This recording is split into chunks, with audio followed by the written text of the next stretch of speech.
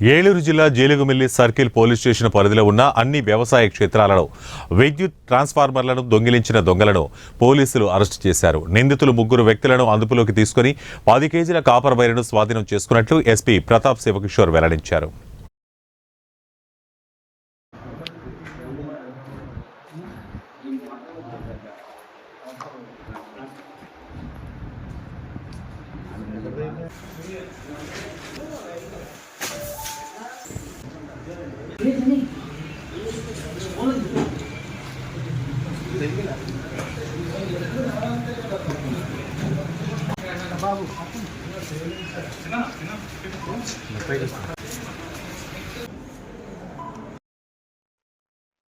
ఇది ఎంత వెయిట్ ఇది?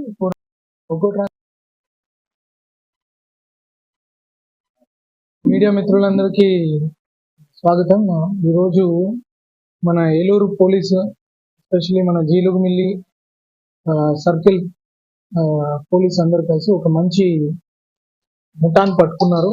వీళ్ళు మన అప్లాండ్ ప్రాంతంలో, తర్వాత ఈ రైతుల దగ్గర ట్రాన్స్ఫార్మర్లు ఏవైతే ఉన్నాయో వాటిని బ్రేక్ చేసి ఆ ట్రాన్స్ఫార్మర్లో ఉన్న కాపర్ వైర్ ని దొంగిలించి అమ్ముకోవడం అనేది వీళ్ళ మోడస్ ఆపరాండిగా ఉంది. దీనికి సంబంధించి వీళ్ళ మీద మన జిల్లాలో కలిపి మన జిల్లాలో ఒక 40 కేసుల వరకు వీళ్ళ మీద ఉన్నాయి. వాటందరికీ సంబంధించి ఇంతవరకు దొంగతనాలు చేసిన వాళ్ళని పట్టుకోవడం జరిగింది టెక్నాలజీ యూజ్ చేసి.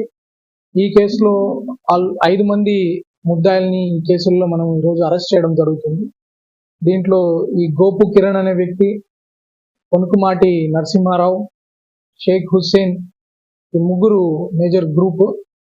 వీళ్ళు తాగుడు కోసము, ఇతర అవసరాల కోసము ఇవన్నీ బ్రేక్ చేసి తీసుకెళ్లి అమ్మడం జరుగుతుంది. ఈ ప్రాపర్టీ రిసీవర్స్ ని కూడా మనం ఇంక్లూడ్ చేయడం జరుగుతుంది. ఎవరైతే ఈ దొంగతనం చేసిన కాపర్ వైరు డబ్బు తక్కువకు వస్తుందని చెప్పి ఆశపడి దొంగ సొమ్మని తెలిసినా కూడా కొనుక్కుంటున్నారో వాళ్ళని కూడా కేసులో పెట్టడం జరిగింది.